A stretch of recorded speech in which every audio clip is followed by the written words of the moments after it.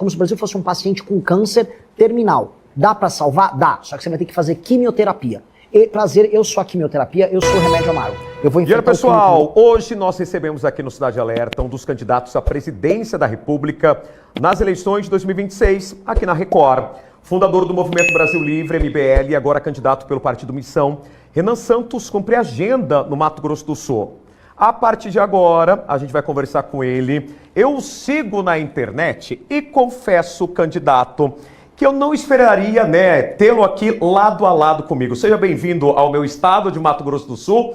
E eu te pergunto primeiro, está oficializado como candidato e um grande desafio aqui em terras sul-mato-grossenses. Boa noite para você. Obrigado, uma honra estar com você, boa noite. E não fique surpreso de estar aqui, para mim é uma honra estar aqui, vai ser bem legal. E o que eu digo, Mato Grosso do Sul é um dos estados que mais crescem no Brasil. Tem que ter olho nele, porque a gente só fala dos problemas do Brasil, mas tem estados que fazem parte da solução. E também, por conta até da questão fronteiriça, é um lugar em que entra, infelizmente, muita droga, e boa parte daquele circuito da rota bioceânica que envolve droga e exportação de droga no Brasil, entra por aqui. Então, resolver essa questão da droga no Brasil é fazer com que a vida aqui fique mais tranquila. A gente fica ouvindo uns casos horrorosos no Mato Grosso do Sul que o Estado não merece. O Estado tem que só PIB subir, pessoas viverem melhor e a vida ser boa para todo mundo. Candidato, nós temos então, já que o senhor tocou nessa questão de segurança pública, temos aqui Mato Grosso do Sul, divisa, fronteira com o Paraguai. Temos fronteira com a Bolívia. Dentro ali do seu olhar para o nosso estado, na sua candidatura, como resolver ou como atuar segurança pública na fronteira, crime organizado, tráfico de drogas? Primeiro tem que ter fronteira. A gente tem uma fronteira nominal, que é uma linha no mapa, mas do ponto de vista da fiscalização, da entrada e saída de drogas, de mercadorias contrabandeadas, de bandidos de ambos os lados, do cometimento de certos crimes, como o tráfico inclusive de armas, como uma indústria sexual que existe nas fronteiras, não há, o Estado não está presente. Isso cobra um preço não só para aqui, para o Estado, mas ele cobra um preço para o restante do Brasil. E às vezes a gente acaba assistindo nessa região de fronteira o cometimento de crimes enormes por conta das guerras que envolvem facções internacionais. Aqui a gente acaba vendo, vamos dizer, interesses de facções de outras nações, como da Bolívia, até da Colômbia, com as facções brasileiras. Então ter fronteira significa resolver esse problema. E ter fronteira passa a ter fisicamente aduanas e locais em que o Estado possa controlar e ter uma presença maior da Polícia Federal e também de órgãos de controle estatais. Bom, aqui no Mato Grosso do Sul, infelizmente, candidato, a gente tem a atuação do primeiro comando da capital e agora a gente tem uma guerra também sendo travada do Comando Vermelho. E o senhor, que vem ali de São Paulo, vou te chamar de você que você é novo, tá? Pode chamar. E aí o que acontece? Como que a gente pode resolver na questão da punição? Porque até recentemente os Estados Unidos classificaram, a atuação das facções criminosas como organizações terroristas. O que o senhor acha disso? Você acha disso? E como resolver no Brasil esses problemas? Eu vou começar do final, que a pergunta é bem boa. O brasileiro idealiza muito o americano, especialmente o brasileiro de direita. A galera aqui do Estado fala, os americanos são... Americano não é nosso aliado na maior parte do tempo. A gente concorre internacionalmente com o agro deles. Hoje, o secretário de Comércio dos Estados Unidos avisou que o agro brasileiro desmata demais, que eles vão punir o agro brasileiro, e falou também que o agro brasileiro pratica trabalho forçado. Ou seja, o único que foi criminalizado de verdade por enquanto foi o agro brasileiro. A gente vai destruir o crime organizado fazendo um enfrentamento interno. Imaginar que os Estados Unidos vão salvar a gente, primeiro, é negar então a nossa capacidade de enfrentar o problema, e dois, é entregar para uma nação estrangeira o interesse de tocar as nossas questões internas. Isso é humilhante. Quem vai resolver o crime organizado precisa ser o Brasil, e o Brasil tem condição, se a polícia tiver condição de agir. As polícias estaduais, a própria Polícia Civil e a Polícia Federal. Se nós acabarmos com a lei de execução penal hoje, em que o policial prende e o juiz solta, nós destruímos o crime organizado no Brasil. E não precisa de Donald Trump, até porque o Donald Trump não é nosso amigo. Donald Trump não gosta de brasileiro. Ele gosta dos aliados que puxam o saco dele. Se perguntar pra ele, vi um brasileiro, ele manda deportar aqui dos Estados Unidos. Então a galera tem que perder essa ilusão que os americanos nos amam. Eu estive já na Casa Branca, eu tenho muitos amigos dentro do governo americano, viajo regularmente para falar de política com americanos e sei da opinião deles sobre a gente. Eles cuidam dos interesses dele, tá na hora do brasileiro cuidar do próprio interesse e não ficar puxando o saco desses caras. E aí, na hora que a gente fala sobre essa questão norte-americana, na interferência ao nosso governo brasileiro, eu tenho uma curiosidade que eu acho que quem está em casa, no meu público de Mato Grosso do Sul, quer entender quem é o candidato. Você tem uma linha mais, né, ligada ali ao pensamento de direita, de esquerda, de extrema direita, ao lado ali do pensamento de Trump também. Aonde que está o posicionamento do candidato? Sou de direita. E o que significa ser de direita? Muita gente fala, ser de direita então você gosta do Bolsonaro. Não é isso. Eu tenho posições de direita, que é defesa da lei e da ordem, acima de tudo. Respeito ao espaço individual das pessoas. Aqui no Brasil, a gente não respeita. É o cara jogar lixo na porta da casa do outro, é o cara que vai pegar um ônibus com uma caixinha de som enorme, picha a casa do outro. A gente tem que ter lei e ordem em absolutamente tudo. Isso é ser de direita. Respeito ao dinheiro público, ou seja, não ter privilégio, não ter mamata. Respeito ao espaço que o Brasil tem que ter junto ao mundo, ou seja, ser soberano, defender a sua própria nacionalidade, coisa que a gente não vem fazendo, especialmente esse governo atual, que é vassalo da China. Já falei, tem gente que quer puxar saco dos Estados Unidos, tem gente que quer puxar saco da China. Outro elemento que é central, defesa dos valores do homem e da mulher brasileira, sem prejuízo de minorias. Uma coisa é respeitar a minoria, outra coisa é você negar também o valor das famílias brasileiras. Você consegue conciliar isso tudo numa boa. O Brasil sempre foi tolerante. Se você defende isso, você é de direita. E meu governo vai fazer essa defesa. Agora, candidato, como que o senhor analisa, então, como que você analisa o atual cenário político do Brasil? Por exemplo, a guerra travada na Câmara, a guerra travada no Senado, contra o governo federal, contra ali alguns posicionamentos, né, de outros candidatos também do lado da direita aqui no nosso país. Como que você enxerga hoje Câmara, Senado e também o Supremo? Show de horrores. É todo mundo cuidando da grana que vai botar no bolso, de quanto emenda vai ter, mas ninguém preocupado com o Brasil. Eu vou falar um exemplo. Você tem que avaliar um político, e essa é uma regra que eu deixo para todo mundo que está assistindo em casa. Avalie o político na hora que ele propõe algo que é impopular. Então, direita e esquerda só sabem hoje falar o que é popular. Então veio a pauta da PEC, do fim da escala 6x1. Ela é popular porque estão enganando as pessoas, fazendo as pessoas acharem que elas vão trabalhar menos e ganhar mais. Isso é mentira, isso não vai acontecer. A esquerda botou para votar, a direita votou junto. Ou seja, quando eu avalio os políticos de direita em Brasília, eles votam com a esquerda com medo de perder popularidade. E mesma coisa a esquerda quando vem uma outra pauta que é popular. Ou seja, ninguém tem um lado de verdade, ninguém acredita em nada. Tá todo mundo preocupado com voto, com eleição e com emenda. É todo mundo falso. Então eu pergunto para os parlamentares de direita aqui do Mato Grosso do Sul que estão lá em Brasília, por que eles votaram com a esquerda nesse tema? Por que eles vão quebrar os agricultores, o pessoal da indústria e do comércio daqui? Teve medo de falar para o eleitor, é mentira o que estão fazendo? Eu não gosto disso. Eu pretendo ser presidente da República falando a verdade. Vou perder voto? Paciência.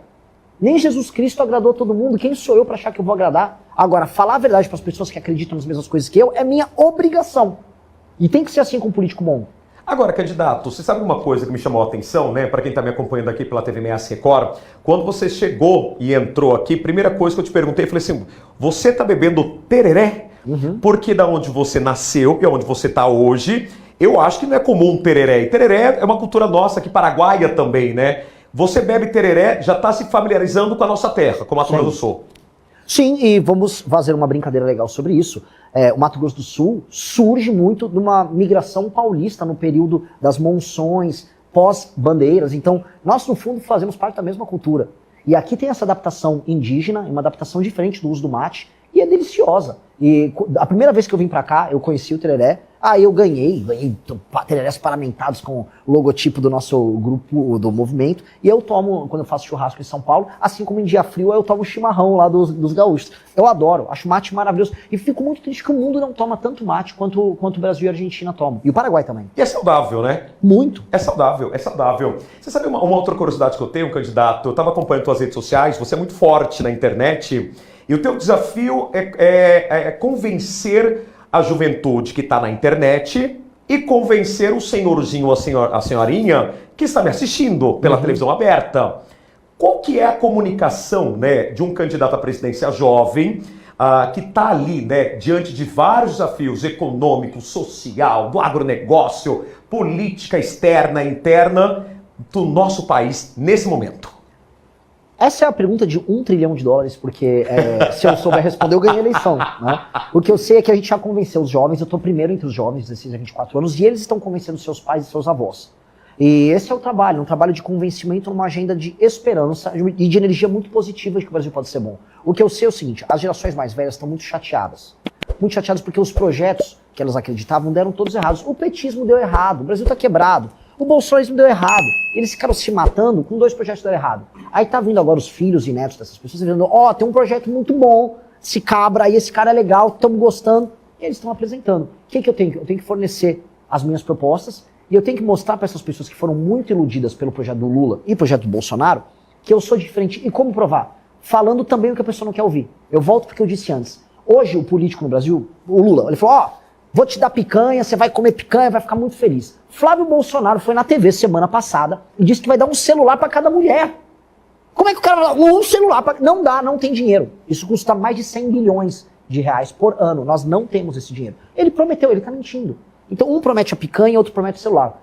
Se eu fosse um político picareta, eu falava, agora eu vou prometer um carro para todo mundo. Pronto, invento aqui. Eu falei, não vai ter nem picanha, nem celular. Eu vou fazer todo mundo participar dessas reformas e a vida depois de 1, 2 anos vai melhorar. Mas vai melhorar para melhorar para sempre. Não para fazer voo de galinha, que melhora um pouquinho e depois quebra. E isto é ser sincero, e isso é falar com pessoas que já foram tão machucadas pela mentira dos candidatos. Candidato, a gente infelizmente ocupa um ranking, né? O senhor falou na questão das mulheres, um dos rankings que a gente não gostaria de participar, que é no número de mortes de mulheres, crimes de feminicídio. Eu confesso que eu vi um recorte seu, um recorte na internet, a gente pode, infelizmente, né, levar para o rumo que a gente quiser. Mas eu vi uma fala sua que é o seguinte, olha, qual que é a penalidade, no teu ponto de vista, para quem é estuprador? Olha, qual que é a penalidade de uma pessoa muito malvada, né, que comete um crime, por exemplo, a de um estupro de vulnerável, uma morte ali, um crime de feminicídio? Eu quero saber a sua opinião agora, te conhecendo pessoalmente, porque eu quero entender também, será que a gente está parado no tempo? Será que as nossas leis estão brandas? Será que o teu discurso também não é um discurso tópico em relação a crimes de graves que assustam a todos nós? Na verdade não. Na verdade o que eu estou propondo é só o que os países desenvolvidos e os países que têm menor taxa de crime fazem, que é eliminar a impunidade. Os bandidos têm 2 medos. Você consegue convencer um bandido a não cometer um crime se ele souber que, se pego, ele vai ficar muito tempo na cadeia ou vai morrer, e 2, a certeza de ser pego. É assim que você consegue parar o criminoso. Até que você construa uma cultura de confiança, em que as pessoas não precisem ter medo para fazer o que é certo. Para fazer isso, primeiro você vai ter que fazer uma terapia de choque. E a terapia de choque passa em aumentar as penas e aumentar a capacidade do Estado em pegar o bandido. Você tem muita violência contra a mulher de toda a natureza que sequer ela é denunciada para as mulheres. Hoje você tem uma cultura em que às vezes a mulher acaba aceitando a violência dentro de casa. E tem, além da violência contra a mulher, um outro tipo de violência que ela está sendo menos falada, que é a violência contra a criança. Porque o mesmo marido abusivo que bate na esposa, eventualmente leva a óbito uma esposa, pode ser o marido que abusa sexualmente das meninas. Tem casos horrorosos no Brasil que não são denunciados. E o Estado tem que estar presente nisso para ver a denúncia, e depois da denúncia a punição, e quando punido que ele fique muito, muito tempo na cadeia, que ele não saia. Então essa é a jornada que a gente tem que construir, que é a jornada do fim da impunidade. Eu fui perguntado por uma grande emissora de TV, e eu saí hoje nela, perguntaram, olha Renan, aumentou o feminicídio, aqui está a mancha por estado do feminicídio. Pois bem, ela é igualzinha do homicídio.